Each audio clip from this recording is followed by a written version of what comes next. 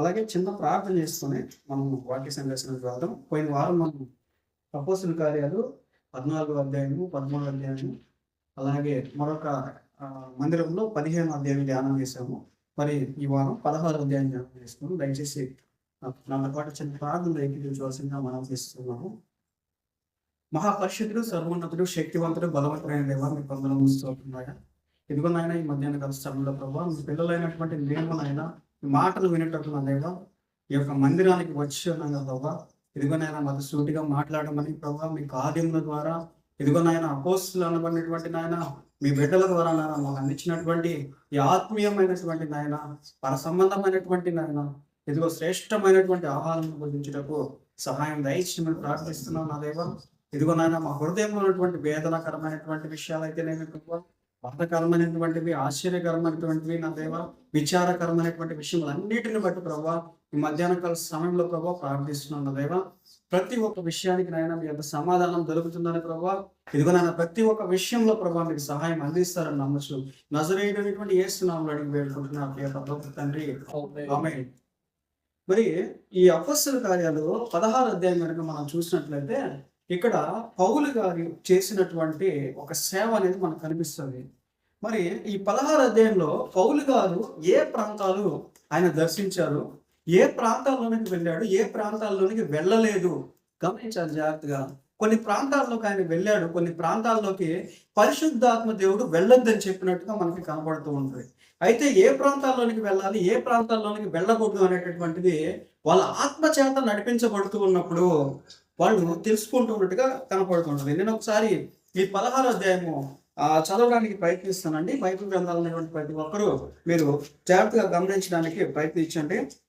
మొదటి నుంచి నేను 16వ అధ్యాయం అపోస్తల కార్యాలు చదవడానికి ప్రయత్నిస్తున్నాను. మరి పౌలు దర్బేకును లుస్త్రకును వచ్చెను. అక్కడ తిమోతి అనే ఒక శిష్యుడుండెను.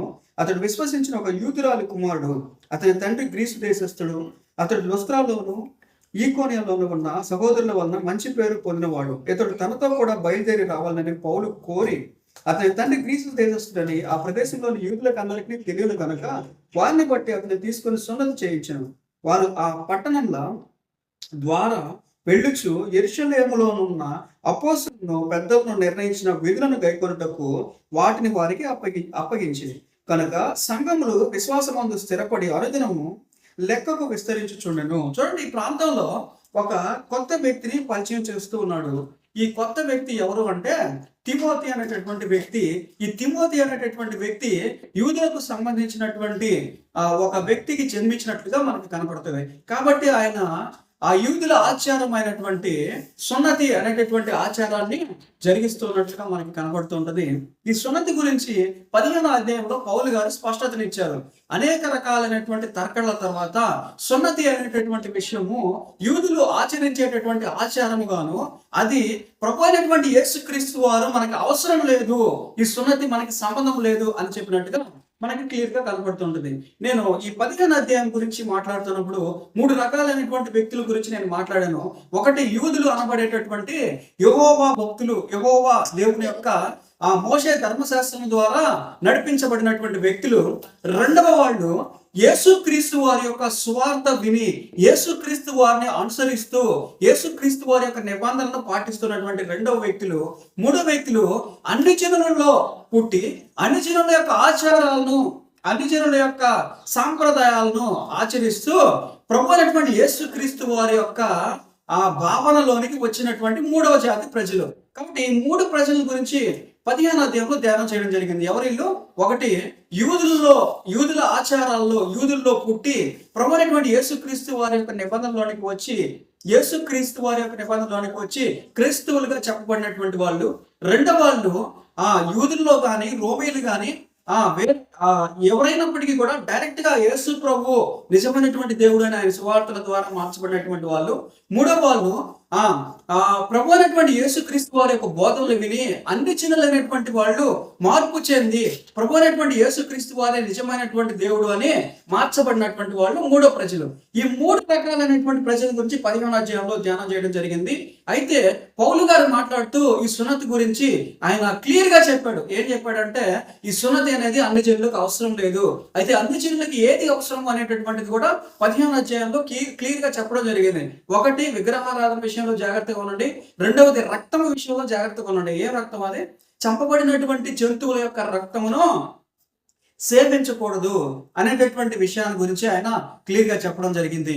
మూడవది, ఈ సున్నతి బదులుగా బాప్టిస్ము అనేటటువంటి ముఖ్యమైనటువంటి విషయాన్ని గురించి ఆయన ప్రస్తావించడం జరిగింది. మరి ఈ 16వ అధ్యాయంలో మరలా ఒక తిమోతి అనేటటువంటి వ్యక్తిని గురించి మనం ధ్యానం చేస్తూ ఉన్నాము. ఈ తిమోతి అనేటటువంటి వ్యక్తి యూదుల యొక్క సాంప్రదాయాలను అనుసరిస్తున్నట్టుగా మనకు కనపడుతుంది.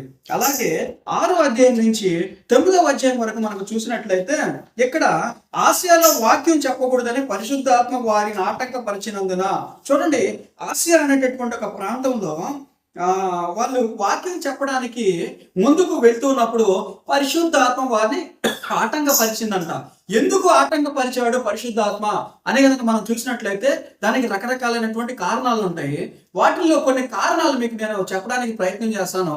ఈ ప్రాంతాల్లో ఎక్కడైతే పౌలు గారు వాక్యం చెప్పడానికి, సువార్తను వినిపింపజేయడానికి, ప్రభు అయినటువంటి యేసుక్రీస్తు వారు నిజమైనటువంటి దేవుడు అని చెప్పడానికి వెళ్తున్నాడో ఆ ప్రాంతంలో ఉన్నటువంటి వారు కొంతమంది స్వస్థపరచబడుతున్నారు. మరి మిగతా ఎవరైతే ఆ ప్రాంతంలో ఉన్నటువంటి అన్ని చెట్లు కానీ లేదంటే అధికారులు కానీ ఉన్నారో వాళ్ళందరూ కూడా వ్యతిరేకంగా మారిపోతా ఉన్నారు. ఎలా మారిపోతా ఉన్నారో వ్యతిరేకంగా మారిపోతున్నారు. చంపడానికి వస్తూ ఉన్నారు. వాళ్ళని తీసుకెళ్లి బంధించి చెరసాలలో పెంచడానికి వస్తున్నారు. మమ్మల్ని అందరినీ కూడా చెడు మార్గంలోనికి నడిపిస్తూ ఉన్నారు ఈ వ్యక్తులు అని వాళ్ళ మీద దూషణకరమైనటువంటి మాటలు మాట్లాడడము, హింసకు ప్రయత్నం చేయడం అనేది మనం చూస్తూ ఉన్నాం. 15వ అధ్యాయంలో అలాగే జరిగింది, 14వ అధ్యాయంలో కూడా అలాగే జరిగింది. అయితే ఇక్కడ పరిశుద్ధాత్మ దేవుడు వారికి తోడుగా ఉన్నాడు. అంటే ఇక్కడ అర్థం ఏంటంటే వీళ్ళు చేస్తున్నటువంటి పరిచర్య కానీ, వీళ్ళు చేస్తున్నటువంటి సువార్త కానీ, వీళ్ళు పలుకుతున్నటువంటి మాటలు కానీ, వీళ్ళు నడుస్తున్నటువంటి దారులు కానీ కంప్లీట్ గా దేవుని యొక్క ఆధీనంలో ఉన్నాయి. ఎలా ఉన్నాయి? ఏ ప్రాంతంలో నిలబడాలన్నా, ఏ ప్రాంతంలో బస చేయాలన్నా, ఏ ప్రాంతంలో నిద్రపోవాలన్నా, ఏ ప్రాంతంలో ఎవరితో మాట్లాడాలన్నా, ఏ ప్రాంతంలో ఎవరి ఇంటికి వెళ్ళాలన్నా కూడా డిసైడ్ చేస్తున్నది ఎవరో? దేవుని యొక్క ఆత్మ ద్వారా డిసైడ్ చేయబడతా ఉంది. దేవుని యొక్క ఆత్మ ద్వారా నడిపింపు ముందుకు సాగబడతా ఉంది. దేవుని యొక్క ఆత్మ ద్వారా వారి నోట్లో నుంచి వచ్చేటటువంటి ప్రతి వాక్కు అక్కడ ఉన్నటువంటి మనుషుల్ని మార్చడానికి, అక్కడ ఉన్నటువంటి రోగుల్ని బ్రతికించడానికి, రోగులకి స్వస్థపరచడానికి ఉపయోగపడుతూ ఉంది. ఆ ప్రాంతంలోనికి వాళ్ళు వెళ్ళిన తర్వాత పరిశుద్ధాత్మ దేవుడు వద్దు ఆ ప్రాంతంలోనికి అంటే వాళ్ళు ఆ ప్రాంతాన్ని వదిలిపెట్టి వేరొక ప్రాంతంలోనికి వెళ్తూ ఉన్నట్లుగా మనకి కనపడుతూ ఉంటది. అలాగే 7వ వచనంలో కూడా అలాగే కనపడుతుంది. యేసు యొక్క ఆత్మ వారిని వెళ్ళనీయలేదు అనేటటువంటి ఒక పదం మనకు కనపడుతుంది. 16వ అధ్యాయం 7వ వచనం, యేసు యొక్క ఆత్మ వారిని అక్కడికి పోనివ్వలేదు అంటే ఏంటి? కారణం ఏంటి అంటే అక్కడ ఉన్నటువంటి ప్రజలు ఈ దేవుని యొక్క మాటలను అంగీకరించేటటువంటి వాళ్ళు కాకపోయి ఉండొచ్చు. ఒకటి. రెండోది, అక్కడ ఉన్నటువంటి ప్రజలు ఆల్రెడీ మార్పు చెందినటువంటి వాళ్ళు, లేదా వాళ్ళకి ఎంత అర్జెంటుగా సువార్త అవసరం లేదు, వాళ్ళు మార్పు చెందిపోతారు వేరే వాళ్ళు చెప్తే అనేటటువంటి మనస్తత్వాలు కలిగినటువంటి వాళ్ళే కూడా అయి ఉండొచ్చు. సో ఈ రెండు కారణాల వల్ల దేవుని యొక్క ఆత్మ వారికి ఆ ప్రాంతానికి పోవడానికి అంగీకారం తెలపలేదని మనం అర్థం చేసుకోవాలి. అలాగే అంతటి వారు మూసియను దాటిపోయి త్రోయకు వచ్చిరి. అప్పుడు మాసిదోనియా దేశస్థుడు ఒకడు నిలిచి, నీవు మాసిదోనియాకు వచ్చి మాకు సహాయం చేయమని అతను వేడుకున్నట్టు రాత్రి ఒకవేళ పౌలకు దర్శనం కలిగిన. చూడండి, దేవుడు ఎలా మాట్లాడుతున్నాడు తెలుసా? వీళ్ళతోటే దర్శనాల రూపంలో మాట్లాడుతూ ఉన్నాడు. ఆత్మ పోనివ్వలేదు అంటే ఆ ప్రాంతానికి వెళ్ళకూడదు మనం అని ఆ యొక్క డెసిషన్స్ ఆటోమేటిక్ గా వస్తున్నాయి. సో ఒకడు వచ్చి మా ప్రాంతానికి మీరు వచ్చి సువార్త చెప్పాలని ఒక దర్శనం కలిగినప్పుడు వాళ్ళు ఏమవుతున్నారో ఆ ప్రాంతంలోనికి వెళ్ళమంటున్నాడు దేవుడు. ఈ దర్శనం ద్వారా ఆ ప్రాంతంలోకి మమ్మల్ని నడవమంటూ ఉన్నాడు. ఇలాగే అనేక రకాలైనటువంటి సంఘాలు ఏర్పాటు చేయబడినట్టుగా మనము సాక్ష్యాలు వింటూ ఉంటాము. దేవుడు వచ్చి పలానా ప్రాంతంలోనికి వెళ్ళి మీరు వాక్యం చెప్పాలి, పలానా ప్రాంతంలోనికి వెళ్ళి మీరు ఆ మందిరాన్ని స్థాపించాలి, పలానా ప్రాంతంలోకి వెళ్ళి మీరు సువార్త చెప్పాలి అన్నట్టుగా మాతో మాట్లాడాడని అనేక సాక్ష్యాలు దర్శనాలు వింటూ ఉంటాము.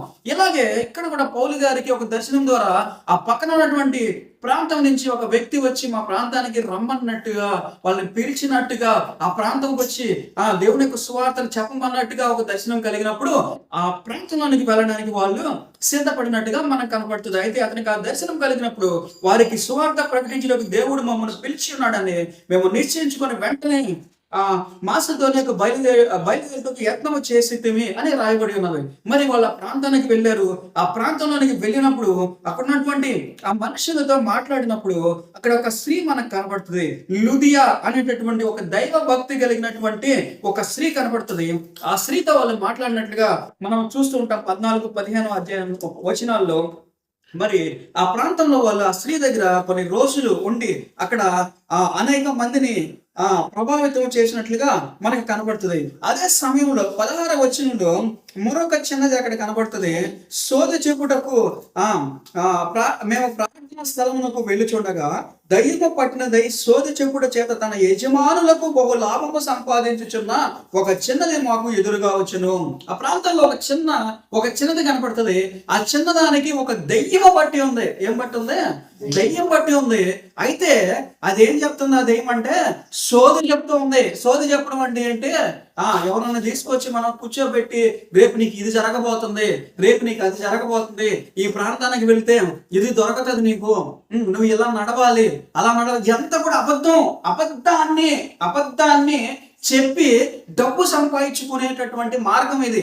బాగా గమనించాలి. మనం అనుకుంటూ ఉంటాం సోది చెప్పడం అంటే ఇది నిజంగా జరిగేటటువంటి విషయాలు చెప్తూ ఉంటారు. సోది చెప్పడం అంటే రేపు జరగబోయే చెప్తూ ఉంటారు. వచ్చే సంవత్సరం మీకు ఇల్లు కడతారు, వచ్చే సంవత్సరం మీకు ధనం చేకూరుతుంది, వచ్చే సంవత్సరం 2 సంవత్సరాల తర్వాత అప్పులు తీరిపోతాయి, మీరు బహు ప్రమాదం. కొంతమంది ఎలా చెప్తూ ఉంటారంటే మీరు బహు ప్రమాదంలో ఉన్నారు, మిమ్మల్ని అనేక రకాలైనటువంటి శక్తులు ఇబ్బంది పెడుతున్నాయి, వాటన్నిటిని కూడా మేము తీసేస్తామని చెప్పేసి మన ద్వారా అనేక రకాలైనటువంటి యాగాలని చెప్పి అనేక రకాలైనటువంటి కార్యాలను చేపించి డబ్బులన్నీ కూడా అయిపోగొట్టేటటువంటి కార్యక్రమాలు కొంతమంది చేస్తూ ఉంటారు. అయితే దేవుడు బైబిల్ గ్రంథంలో చెప్తున్నటువంటి విషయం ఏంటంటే కాలము గడియములు ఎవరి స్వాధీనంలో ఉన్నాయంట? తండ్రి ఆధీనంలో ఉన్నాయి. గట్టిగా సంవత్సరంతో హల్లెలూయా. కాలాన్ని మనం మార్చలేము, సంవత్సరాలని మనం మార్చలేము, మనుషుల యొక్క బ్రతుకుని మనం మార్చలేము, మనుషుల యొక్క ఆయుష్కాలాన్ని మనం మార్చలేము, మనుషుల యొక్క రోజుల్ని మనం తగ్గించలేము, పొడిగించలేము. ఒక మనిషిలో ఉన్నటువంటి తెల్ల వెంట్రుకలను కూడా మనము లెక్కలేము. వాటిని తెలుగులోనికి నలుగులోనికి మార్చుటకు లేదా ఎన్ని రాలిపోతున్నాయని లెక్క పెట్టుటకు సాధ్యుడైనటువంటి వాడు ఎవరో తెలుసా? ప్రభు అయినటువంటి దేవుడు ఒక్కడే. హల్లెలూయా. మరి ఇక్కడ ఉన్నటువంటి ఈ చిన్నదానిలో ఉన్నటువంటి దయ్యము అనేక రకాలైనటువంటి మనుష్యులను మోసగిస్తూ ఆ యొక్క యజమానికి డబ్బులు సంపాదించి పెడుతున్నట్లుగా మనం చూస్తూ ఉన్నాము. మోసగించడం అంటే ఏంటో తెలుసా? రకరకాలైనటువంటి మాటల గారడి అంటే ఏంటో తెలుసా? మీకు ఒక విషయాన్ని చెప్పినప్పుడు, మీరు ఒక ప్రశ్న అడిగినప్పుడు వారు చెప్పేటటువంటి సమాధానం ఎలా ఉంటుంది తెలుసా? జరగడానికి సాధ్యమవుతుంది, జరగకపోవడానికి సాధ్యమవుతుంది. అలా ఉంటాయి వాళ్ళ సమాధానాలు. చూడండి, మనం ఎవరి దగ్గరికైనా వెళ్ళి ప్రశ్న చెప్పమని, లేకపోతే మాకు జరిగేటటువంటి మంచి చెప్పమని, ఇట్లా ఈ ఆస్ట్రాలజీకి సంబంధించినటువంటి విషయాల గురించి మనం అడుగుతున్నప్పుడు వాళ్ళు చెప్పేటటువంటి ప్రతి విషయాన్ని కనుక మనం గమనించినట్లయితే, వాటిని పక్కన కనుక రాసుకొని కనుక చూసినట్లయితే బాగా జ్ఞానము కలిగినటువంటి వ్యక్తులు మాట్లాడినట్లుగా ఉంటాయి అవి. ఇది కరెక్ట్. వాళ్ళ దగ్గరికి వెళ్ళి రేపు ఏం జరుగుతుంది, నాకు పెళ్లి అయితే లేదు చెప్పు అని అడిగా అనుకోండి, వాడు చెప్పేటటువంటి సమాధానంలో ఎట్లుంటదంటే, నీకు ఇది వరకే పెళ్లి అయి ఉండాలి, ఒకవేళ అవ్వలేదు అంటే ఏదో దోషం ఉన్నట్టు, అవునట్టు వాడికి. చూడండి, గమనించండి, వాళ్ళు చెప్పేటటువంటి మాటలు ఎలా ఉంటాయంటే ఇలా ఉంటాయన్నమాట. వాళ్ళు చెప్పేటటువంటి మాటలు ఎవరు వింటున్నారు? అక్కడ ఉన్నటువంటి ప్రజలందరూ వింటూ ఉన్నారు. ఇప్పుడు దాకా ఎవరైతే సోది చెప్తూ ఘనంగా ఆ ప్రజల మధ్యలో మంచి దైవ భక్తురాలు, మంచి శక్తి కలిగినటువంటి చిన్నది అని చెప్పబడిందో, ఆ చిన్నది నోటితోనే ఏం చెప్తుందా? ఈ వ్యక్తులు దేవుని గురించి మీకు రక్షణ మార్గముని చెప్పడానికి వచ్చి ఉన్నారు అని చెప్పడం మొదలు పెట్టినప్పుడు అక్కడ ఉన్నటువంటి వాళ్ళంతా షాక్ అయ్యారనమాట. మళ్ళీ ఎప్పుడైతే పౌలు గారు ఎదురొస్తున్నారో, ఎప్పుడైతే పౌలు గారితో ఆ దేవుని యొక్క స్వార్థ పంపబడుతూ ఉందో, వెంటనే ఈ చిన్నది వాళ్ళకి ఎదురొచ్చినప్పుడల్లా ఆ వ్యక్తుల గురించి మాట్లాడడం ఇలా 2-3 సార్లు జరిగిన తర్వాత పౌలు గారు ఆ చిన్నదాని వైపు చూసి ఇలా మాట్లాడుతూ ఉన్నారు. మరి 18వ అధ్యాయం నేను చదువుతున్నాను. ఇవి ఇలాగ అనేక దినం చేయించుండను కనుక పౌలు వ్యర్థుల పడి దాని వైపు తిరిగి, నీవు ఈమెను వదిలిపోమ్మని యేసుక్రీస్తు నామమున ఆజ్ఞాపించుచున్నానని ఆ దైవతో చెప్పాను. వెంటనే ఆమెను వదిలిపోయాను. ఏమైందంట? ఏమైంది? దైవం వెళ్ళిపోయింది. ఏం చేస్తున్నాను? దైవం 4 రూపాయలు సంపాదించి పెడుతుంది, 4 రాళ్ళు వెనకేసి పెడుతుంది. ఎవరికి? యజమానికి. ఇప్పుడు దెయ్యం వెళ్ళిపోయింది. ఆ పాప ఎక్కడికి పోవాలి ఇప్పుడు? ఎక్కడికి పోవాలి పాప? చిన్న పాప అయితే బడికి పోవాలా, పెద్ద పాప అయితే పనికి పోవాలా, అవునా కదా? అంతే కదా. మరి ఇప్పుడు దాకా ఏం జరుగుతుంది? పనికి పోవాల్సిన అవసరం లేదు, బడికి పోవాల్సిన అవసరం లేదు. ఇంట్లో కూర్చొని చిన్నగా 4 మాటలు చెప్పి డబ్బులు సంపాదించి పెడుతుంది. ఇప్పుడు ఏం జరిగింది? అన్యాయం జరిగిపోయింది. ఇప్పుడు ఏం జరిగింది? అన్యాయం జరిగిపోయింది. భయంకరమైన అన్యాయం జరిగిపోయింది. డబ్బులన్నీ పోయినాయి. ఎందుకు పోయినాయి? సోది లేదు. ఇంకా రేపటి నుంచి మనుషులు రారు. రకరకాల ప్రాంతాల నుంచి వచ్చి అక్కడ నిలబడి ఉండేవాళ్ళు. ఉదయం తెల్లారిన వెంటనే ఎప్పుడు దేవుడమ్మ బయటకు వస్తుందా, మాకు 4 మాటలు చెప్తుందా, మేము వెళ్ళి పనులు చేస్తాం అని చెప్పి రకరకాల ప్రాంతాల నుంచి ఆ ప్రాంతంలోకి అనేక మంది ప్రజలు వచ్చి అక్కడ నిలబడి ఉండేవాళ్ళు. ఇప్పుడు ఏమైంది? దేవుడమ్మ లేదు, దెయ్యం అమ్మ లేదు, 2 పోయినాయి మొత్తం. ఇప్పుడు ఆ పాప మీరు ఎందుకు వచ్చారు నా దగ్గరికి అంటుంది. ఆ పాప మీరు ఎవరు, నాకు భయం వేస్తుంది, మీరు వెళ్ళండి అంటుంది. ఇప్పుడు దాకా పిలుస్తుంది, రాండి, మీకది రకరకాలుగా ఒక్కొక్కటి చెప్తున్న పాప ఇప్పుడు ఏమైపోయింది? మీరు కూడా ఏమి చైర్లో కూర్చోండి, మా ఇబ్బందిగా ఉంటాయి, మోకాలు నొప్పులు ఉంటాయి.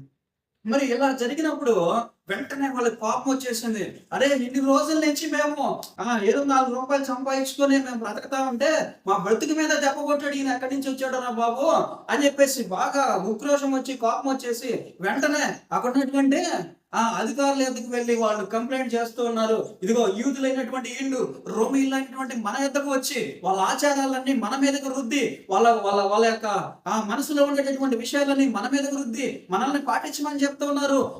ఈ యూదులైనటువంటి వీళ్ళకి రోమీలైనటువంటి మనతో ఏం పని? ఇలా తెలియని విషయం ఏంటి తెలుసా? వీళ్ళు రోమీలే. ఎవరో ఈ పౌలుగా ఉన్నటువంటి వాళ్ళు వీళ్ళందరూ ఎవరు? వీళ్ళందరూ రోమీలే. వీళ్ళు ఏం చెప్తున్నారు? వీళ్ళు యూదులని ఎవరిని చూసి అనుకున్నారు? వీళ్ళు అక్కడ ఉన్నటువంటి తిమోతిని చూసి యూదులు అనుకున్నారు. తిమోతి ఒక్కడే యూదుడు, అక్కడ మిగతా వాళ్ళందరూ కూడా ఎవరు? రోమీలే. అందుకే రోమా సామ్రాజ్యంలో పనిచేస్తూ ఉన్నాడు ఒక అధికారిగా. ఎవరు? పౌలు గారు రోమిల్లో ఒక అధికారిగా పనిచేస్తున్నాడు. రోమిలతో కలిసి ఆ సంఘాన్ని నాశనం చేస్తున్నాడు పౌలు. సౌలు అనేటటువంటి నామముగా సౌలు నుంచి పౌలుగా మార్చక ముందు ఎక్కడున్నాడు ఈ పౌలు ఎక్కడున్నాడు? రోమా సైనికులతో కలిసి పనిచేస్తున్నాడు, రోమ సామ్రాజ్యంతో కలిసి పనిచేస్తున్నాడు, రోమిల్లో ఒక అధికారిగా పనిచేస్తున్నాడు. క్రైస్తవుల్ని నరకడానికైనాను, హింసించడానికైనాను, ఇంట్లోకి వెళ్ళి లాక్కొచ్చి బయటికి క్రైస్తవులు అనబడేటటువంటి వాళ్ళు ఎవరో లేకుండా చేయాలని పనిచేస్తున్నటువంటి ఈ పౌలను పట్టుకునే వాళ్ళు ఏమంటున్నారు? యూదుడైనటువంటి ఈ వ్యక్తి ఆ యూదుల యొక్క ఆచారాలన్నీ మన మీదకు రుద్ది మనకి నష్టం చేకూరుస్తున్నాడు, మన ఆచారాలని అవమానిస్తున్నాడు, మన ప్రాంతాన్ని అవమానిస్తున్నాడు, మన ప్రజలందరినీ మార్చేసి యూదులుగా మార్చాలని ప్రయత్నం చేస్తున్నాడు. అంటే ఇలా మధ్య ఉన్నటువంటి పర్సనల్ ప్రాబ్లం ఏం చేస్తున్నాడు? పబ్లిక్ ప్రాబ్లమ్ గా క్రియేట్ చేస్తున్నారు. కొంతమంది ఎలాగే ఉంటారు, ఎందుకంటే జనాలను రెచ్చగొట్టడానికి, కోపం ఎక్కువ తెప్పించడానికి. ఇప్పుడు నీ పర్సనల్ ప్రాబ్లం, వాడు ఎప్పుడు వచ్చి నిన్ను తిట్టాడు, నువ్వు పోయి వాడిని తిట్టుకో, అది నీ పర్సనల్ ఉండాలా. అట్లా కాదు, మన జాతిని తిట్టాడు, మన యొక్క ఆచారాలను తిట్టాడు, మన యొక్క పార్టీని తిట్టాడు, ప్రజలందరినీ అవమానించాడు, మన జాతిలో ఉండేటువంటి ప్రజలందరినీ అవమానించాడు. వీడికున్నటువంటి భావజాలం ఎలాంటిది? వీడికి నక్సలైట్ భావజాలం ఉంది అని చెప్పేసి అక్కడ ఉన్నటువంటి వ్యక్తులందరూ కూడా ప్రజలకి వర్సెస్ ప్రజేతర అంటే జనాల మీదకి రుద్దడం అనమాట. అంటే వాడికి ఉన్నటువంటి పర్సనల్ ప్రాబ్లంని వాడు ఏం చేయాలి? వాడికి శక్తి ఉంటే ఎదురు ఫైట్ చేయాలి, వాడితో తేల్చుకోవాలి. అట్ట కాదు, జనాలందరినీ రెచ్చగొట్టడం, ప్రాంత భేదాలను తీసుకురావడం, కులాల మధ్య చిచ్చు పెట్టడం, ఆ ప్రాంతాల మధ్య చిచ్చు పెట్టడం, ఆ గ్రంథాలలో ఉండేటువంటి ఆ యొక్క చెరసాల్లోకి తీసుకొచ్చి వారిని 23వ వచనం నుంచి చదువుతున్నాను. మా సమయం లేదు కాబట్టి నేను స్పీడ్గా వెళ్తున్నాను, దయచేసి గమనిస్తున్నాను. 15 నిమిషాలు నాకు సమయం. మరి వారు చాలా దెబ్బలు కొట్టి వారిని చెరసాలలో వేసి భద్రముగా కనిపెట్టవాలని చెరసాల నాయకునికి ఆజ్ఞాపించి అతడు అట్టి ఆజ్ఞ పొంది వారిని లోపలి చెరసాలలోనికి తోసి వారి కాళ్లకు బోండం వేసి బిగించెను. అయితే మధ్యరాత్రి వేళ పౌలును శీలయు దేవునికి ప్రార్థించు కీర్తనలు పాడుచుండి ఖైదీని వించుండి. అప్పుడు అకస్మాత్తుగా మహాభూకంపము కలిగెను, చెరసాల పునాదులు అదరెను, వెంటనే తలుపులన్నీ తెరచుకొనెను, అందరి బంధకములు ఊడెను. అందులో చెరసాల నాయకుడు మేలుకొని చెరసాల తలుపులన్నీ తెరచినట్టు చూచి ఖైదీలు పారిపోయారని కత్తి దూసి తను తాను చంపుకొనబోయాను. అప్పుడు పౌలు, నీవు ఏ హానియో చేసుకొనవద్దు, మేమందరం ఎక్కడనే ఉన్నామని బిగ్గరగా చెప్పాను.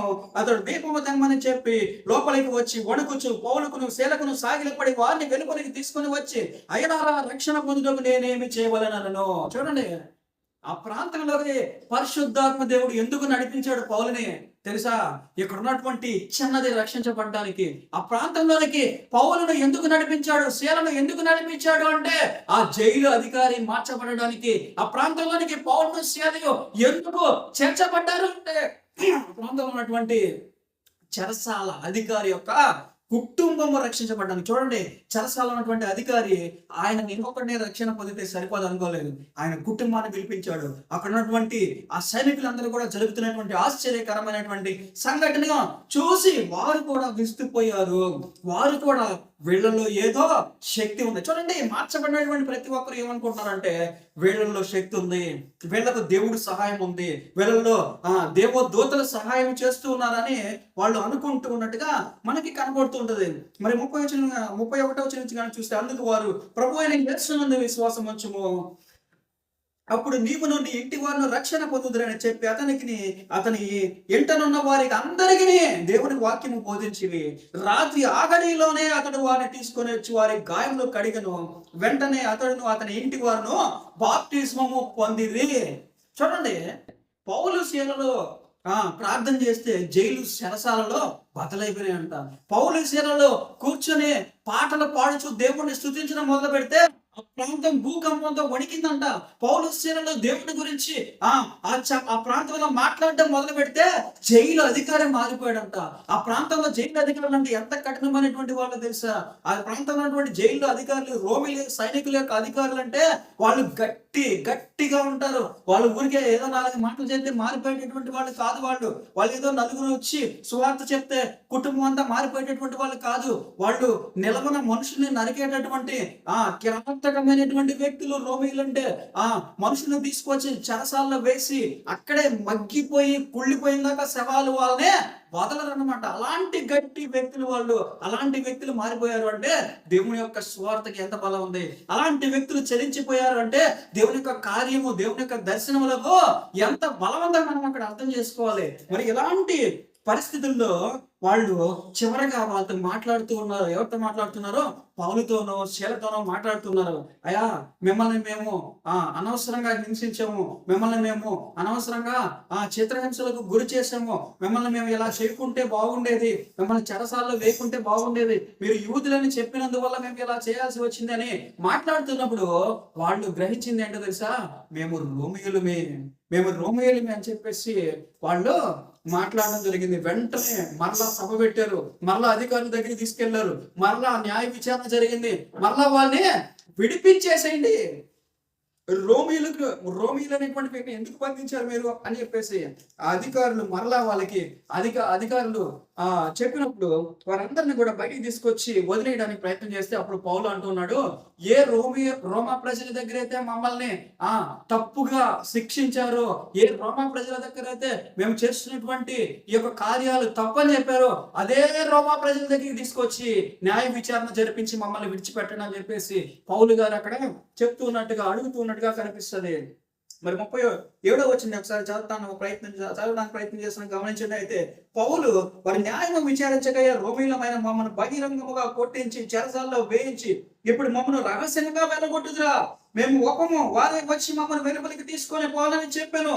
ఆ బంటులు ఈ మాటలు న్యాయాధిపతులకు తెలుపగా మీరు రోమీయులని వారు విని భయపడి వచ్చి వారిని బతిమాలుకుని మాకు ఈ అధికారం పోతుంది, ఆ చక్రవర్తికి తెలిస్తే మాకు ఎలాంటి శిక్ష విధిస్తాడు, ఇగో రోమిలో అని మీరు మాకు తెలియదు, మీరు చెప్పలేదు కదా అన్నట్టుగా వాళ్ళు బతిలాడుకొని తీసుకువెళ్ళి ఆ పట్టణంలో ఎవరికి తెలియకుండా పట్టణానికి బయటికి తీసుకెళ్లి వదిలిపెట్టేశారు. చూడండి, ఈ 14వ అధ్యాయము 13వ అధ్యాయము 15వ అధ్యాయం కనుక చూసినట్లయితే ఇప్పటికి 4వసారి మనం చదువుతుంటాం. ఒక ప్రాంతానికి వెళ్తారు, స్వస్థతలు చేస్తారు, అక్కడ ఉన్నటువంటి మనుషులు మార్చబడతారు, అక్కడ ఉన్నటువంటి ప్రజలు మార్చబడతారు, అక్కడ వారికి వ్యతిరేకంగా శత్రువులు తయారవుతారు, వాళ్ళు కొట్టి పట్టణం బయటికి తీసుకొచ్చి వదిలిపెడతారు.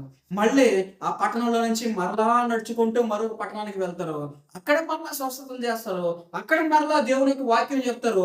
ఈ ముందు పట్టణంలో ఉన్నటువంటి వాళ్ళందరూ మరలా ఆ పట్టణంలోకి వచ్చి ఈ పట్టణంలో ఉన్నటువంటి వాళ్ళందరినీ కూడా పురికొల్పి వారికి వ్యతిరేకంగా రేపి మరలా పట్టణంలోంచి బయటికి తీసుకొచ్చి బయటికి వదిలేస్తారు. చూడండి, ఇలా కంటిన్యూగా 14, 15, 16 అధ్యాయం కనుక చూసినట్లయితే ఎన్ని పట్టణాలు, ఎన్ని ప్రాంతాలు ఈ పౌలు మరియు శీల, బర్నబా అనేటటువంటి వ్యక్తులందరూ కూడా దేవుని యొక్క వాక్యం చెప్పడం, ఆ పట్టణంలో నుంచి బహిష్కరించబడడం, దేవుని యొక్క వాక్యం చెప్పడం, ఆ పట్టణంలో నుంచి కొట్టివేయబడడం, దేవుని యొక్క వాక్యాన్ని నిర్భయంగా ప్రకటించడం, ఆ పట్టణంలో దెబ్బలు తినడం, ఆ పట్టణంలో అధికారుల చేత మాట పడడం, ఇలా జరుగుతూనే ఉంది.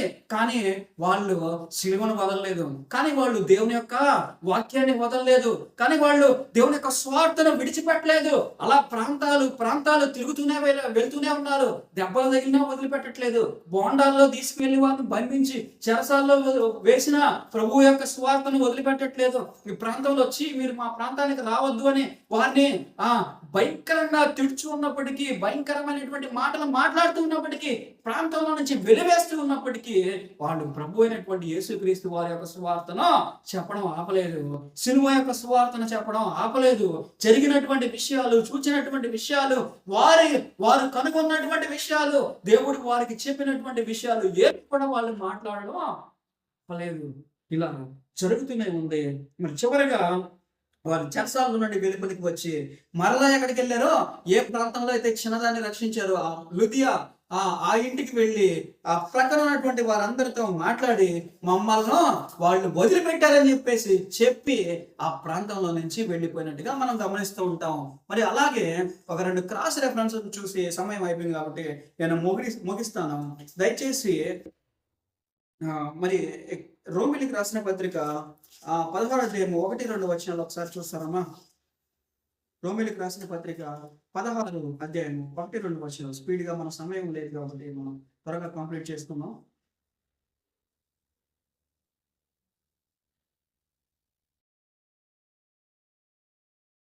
రోమిలికి రాసిన పత్రిక 16వ అధ్యాయం 1-2 వచనాలు.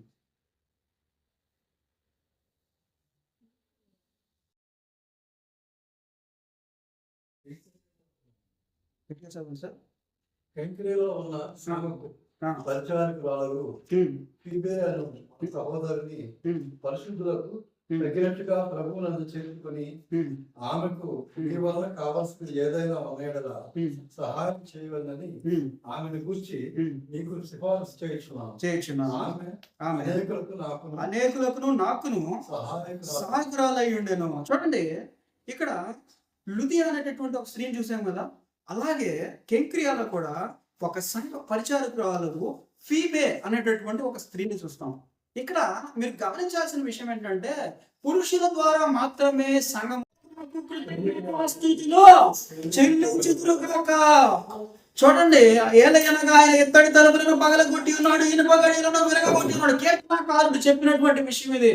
ఎన్ని సంవత్సరాల క్రితం చెప్పాడైనా? కొన్ని వందల సంవత్సరాల క్రితం చెప్పాడు. ఎవరి గురించి చెప్పాడైనా? పౌలు మరియు శీలల గురించి మాట్లాడాడు. ఎవరి గురించి చెప్పాడైనా? పౌలు మరియు శీలల గురించి మాట్లాడాడు. వాళ్ళు ఏం చేశారంట? కృతజ్ఞతాస్తుతులు చెల్లించారంట దేవుడికి. ఏం చేశారు వాళ్ళు? చీకటిలో వేశారు, కానీ తీసుకెళ్లి పౌలుని మరియు శీలని ఎక్కడ తీసుకెళ్లేశారు? చీకటిలో బంధించారు, అంధకారంలో వేశారు వాళ్ళని. అయినప్పటికీ కూడా ఆయన వారి ద్వారా ఏం చేశారంట? ఆశ్చర్య కార్యములను, అలాగే వాళ్ళ కృతజ్ఞతాస్తుతులు చెల్లించుచున్నప్పుడు ఎత్తడి తలుపులను పగలగొట్టి ఇనుప గడియలను మెరుగుపెట్టి. చూడండి, వాళ్ళకి ఏం టైం ఏం లేదు, ఎవరికి టైం లేదు. అర్జెంటుగా వెళ్ళిపోవాలి ఇక్కడి నుంచి. వెళ్ళి సాయంత్రం తంబ వేయాలా, ఫేస్ ఐడీలు వేయాలా, బయోమెట్రిక్ వేయాలి, ఇట్లాంటివి ఏం లేవు వాళ్ళకి. తీసుకెళ్ళి చెరసాల్లో వేస్తారా? సరే, ఓకే, మేము బయట ఉన్నాము, చెరసాల్లో ఉంటాం ఈ రోజు రేపు. ఏమవుతుంది? ఇప్పుడు దాకా మేము బయట ఉండి దేవుడిని స్తుతించాము, చెరసాల్లోకి వెళ్ళి స్తుతిస్తాము. ఏముంది? ఏమి అడ్డమేమి లేదు కదా. సరే, తీసుకెళ్ళండి. కొడుతున్నారా? కొట్టండి. నిన్న మొన్న మా శరీరం మామూలుగా ఉంది, బాగా ఉన్నింది. ఈరోజు కొంచెం మా శరీరాన్ని మేము సాధన చేసుకోవాలి, కొట్టండి మమ్మల్ని అని చెప్పేసి వాళ్ళు అప్పగించబడ్డారంట. ప్రతి ఒక్క దానికి అప్పగించబడ్డారంట. చెరసాలు అయితే మాకేంటి, ఎన్నో పాములు గెలిచే మమ్మల్ని, అప్పుడే చచ్చిపోలేదు. ఇదిగో భయంకరమైనటువంటి రోమా సైనికులు కత్తులతో పడడానికి వచ్చారు, రాళ్లతో కొట్టి చచ్చిపోయాడని చెప్పేసి శవాలాగా తీసుకొచ్చి లాక్కొని వెళ్ళి రోడ్డు బయట పడేశారు. అక్కడే నేను బయటపడ్డాను. మరి ఈ చెరసాలు ఏముంది, ఇనప గడియలు ఏమున్నాయి? వీటిలన్నిటి నుంచి మమ్మల్ని విడిపించగలిగినటువంటి దేవుడు మా వెనకాల ఉన్నాడు. మాకు భయం ఎందుకు పడుతున్నారు వాళ్ళు. ఏమన్నారు వాళ్ళు? మేము ఇక్కడ చేరి ఈ నైట్ ఇక్కడ చేరి ప్రార్థిస్తాం, ఇక్కడ చేరి స్తుతిస్తాం, మా స్తుతిని అడ్డగించడానికి ఎవ్వరు రారు కదా ఈ ఎండకాలంలోనికి అని చెప్పి ధైర్యంగా ముందుకు వెళ్తున్నారు వాళ్ళు. వాళ్ళకి చెరసాలను అడ్డం లేవు. ఇది పేతురును 2-3 సార్లు చెరసాల నుంచి బయటికి తీసుకొచ్చాడు దేవదూత. ఎన్నిసార్లు? 2-3 సార్లు బయటికి తీసుకొచ్చాడు. అలాగే పౌలును కూడా తీసుకొచ్చినట్లుగా కనబడుతుంది. అలాగే శీల చేసినటువంటి స్తుతి అక్కడ చెరసాల గదులు వణికించిందంట. చూడండి, ఫిజియోలాజికల్ గా అంటే ఎక్కడ కూడా ఏదో అబద్ధంగా రాసి పెట్టబడినట్లుగా, ఏదో తప్పుగా రాసి పెట్టబడినట్లుగా, చరిత్రను మార్చి రాసి పెట్టబడినట్లుగా లేదు. అక్కడ భయంకరమైనటువంటి ఏమొచ్చింది? భూకంపం వచ్చింది, గోడలు పడిపోయినాయి, చెరసాల కదిలిపోయింది, అక్కడ ఉన్నటువంటి పునాదులు వణికినాయి, అక్కడ ఉన్నటువంటి ఆ కడ్డీలనే కూడా విరిగిపోయినాయి. ఈ ప్రాంతం అంతా కూడా కంటికి కనపడినట్లుగా ఉంది, కంటికి కనపడినట్లుగా ఉంది, చరిత్రలో లిఖితమైనట్టుగా ఉంది, చరిత్ర ఆధారాలతో పాటు నిర్వచించబడినట్టుగా ఉంది. మొత్తం కూడా ఏది కూడా తుడిచిపెట్టబడినట్లుగా, ఏదో హిస్టారికల్ గా, ఏదో ఒక గ్రాఫికల్ గా రాసి పెట్టబడినట్లుగా లేదు, ఏదో సాహిత్యం లాగా రాసి పెట్టబడినట్లుగా లేదు. స్పష్టమైనటువంటి ఆధారాలతో, స్పష్టమైనటువంటి చరిత్రతో రాసి పెట్టబడినట్లుగా ఆ ప్రాంతంలో జరిగినటువంటి ఈ గొప్ప అద్భుతమైనటువంటి ఆశ్చర్యమైనటువంటి కార్యాల గురించి చరిత్రకారులు వివరిస్తూ ఉన్నట్లుగా మనకు కనబడుతుంది. మరి ఇలాగే కనుక చూసినట్లయితే మరికొన్ని వచనాలు ఉన్నాయి. సమయం లేదు కాబట్టి నేను ముగించడానికి ప్రయత్నం చేస్తున్నాను.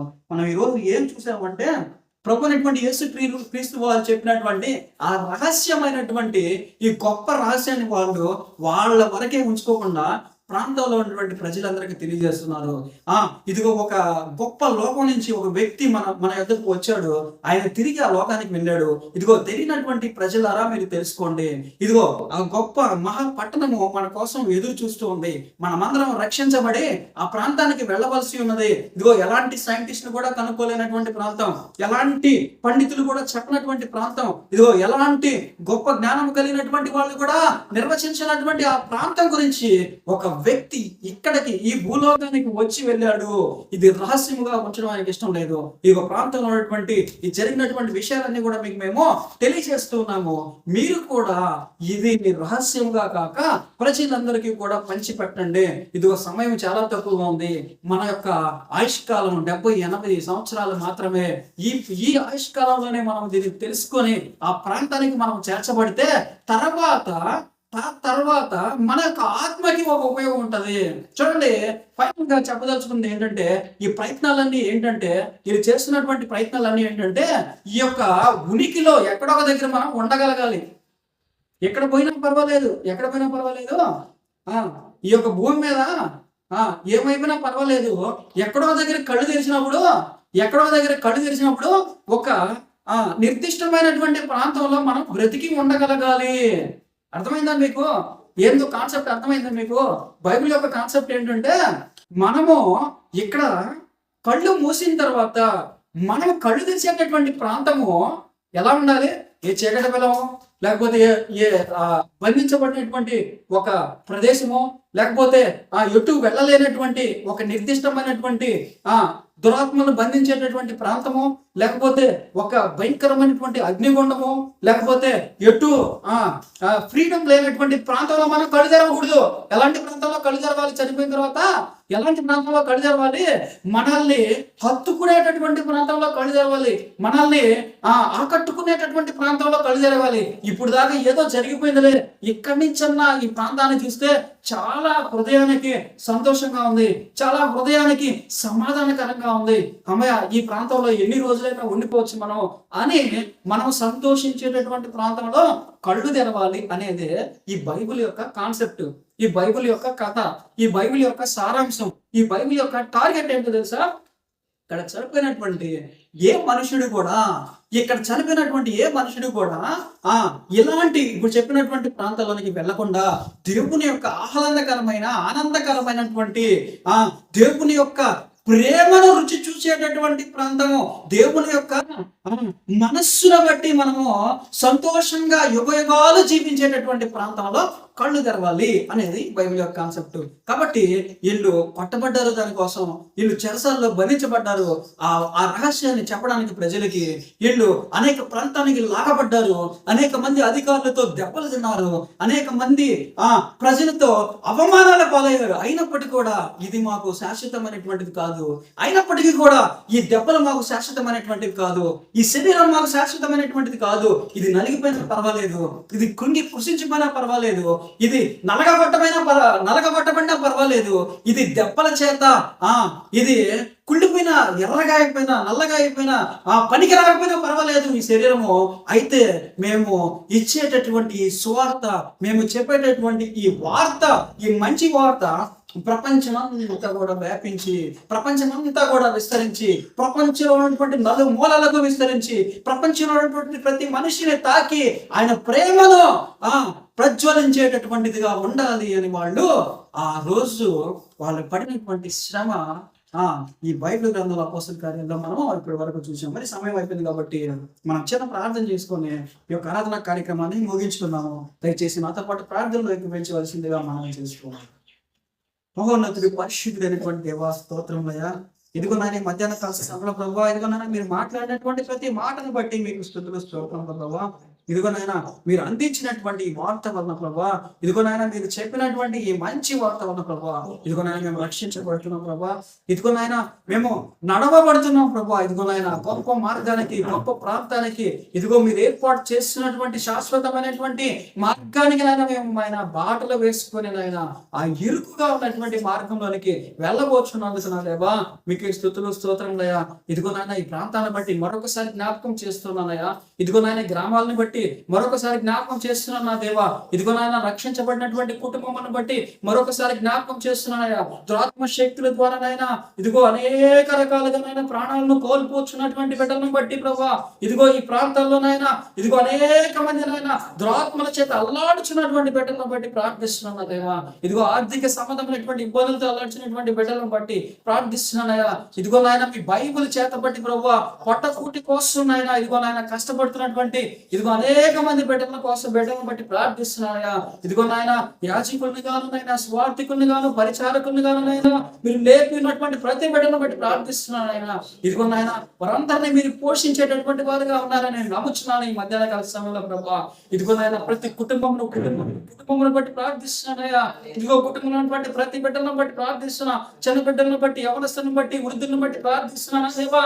ఇదిగో వారికి కావాల్సినటువంటి అనుదినమైనటువంటి ఆహారమును మీరు అందించమని ప్రభా మొరపెట్టుచున్నావు సంఘంగా దేవా.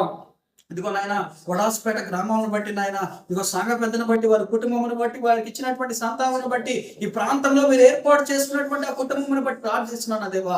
ఇదిగో నాయన మందిరాన్ని ఏర్పాటు చేసినటువంటి బిడ్డలను బట్టి, వారి బంధుమిత్రులను బట్టి ప్రార్థిస్తున్నాయి. మందిరాన్ని నాయన ఇదిగో నాయన అనేక రకాలైనటువంటి వసతులతో నింపినటువంటి బిడ్డలను బట్టి ప్రార్థిస్తున్నాను నా దేవా. ఇదిగో నాయన మందిరానికి సహాయపడుచు ప్రభా, వారి యొక్క కష్టార్జితములో నాయన ఇదిగో దీనికి ఖర్చు పెడుతూ ప్రభా, ఇదిగో నాయన మందిరాన్ని నాయన లేపాలని ప్రయత్నిస్తున్నటువంటి ప్రతి బిడ్డను బట్టి ఈ మధ్యాహ్న కాల సమయంలో మొరపెడుచున్నాను నా దేవా. ఇదిగో నాయన కొత్తగా ఈ మందిరానికి వచ్చినటువంటి బిడ్డలను బట్టి, ఇదిగో నాయన వారికి ఇచ్చినటువంటి సంతానాన్ని బట్టి, బంధుమిత్రులను బట్టి, వారికి ఉన్నటువంటి శ్రమలను బట్టి, వారికి ఉన్నటువంటి ఇబ్బందులను బట్టి ప్రభా ఈ మధ్యాహ్న కాల సమయంలో మొరపెడుచున్నామయ్యా.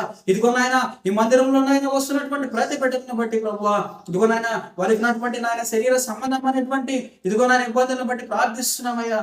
ఆర్థిక సంబంధమైనటువంటి ఇబ్బందులను బట్టి ప్రార్థిస్తున్నాను దేవా. మీరే పైకి లేపమని ప్రభా, నిలబెట్టమని ప్రభా, సాక్షులుగా మార్చమని ప్రార్థిస్తూ నజరేయుడైనటువంటి యేసు నామములో అడిగి వేడుకుంటున్నాను నా ప్రియ పరలోక తండ్రి, ఆమేన్. పరలోక ప్రార్థన చేసుకున్నాం. పరలోకమందున్న మా తండ్రి, మీ నామం పరిశుద్ధపరచబడను గాక, మీ రాజ్యం వచ్చును గాక, మీ చిత్తం పరలోకమందు ఎలాగో అలాగే భూమి మీద నెరవేరును గాక.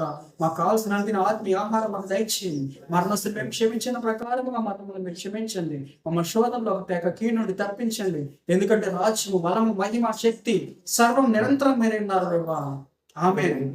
ఆశీర్వాదం మన తండ్రి అయిన దేవుని నుండి, ఆయన కుమారుడైన యేసుక్రీస్తు వారి కృప, పరిశుద్ధాత్మ దేవుని సహవాసం కూడి వచ్చినటువంటి ప్రతి బిడ్డకు, వారి కుటుంబంలోను సార్వత్రిక స్నానానికి ఆయన రాకడ పర్యంతరం వరకు సదాకాలము తోడే నిలిచియుండును గాక. ఆమేన్. హల్లెలూయా. హల్లెలూయా.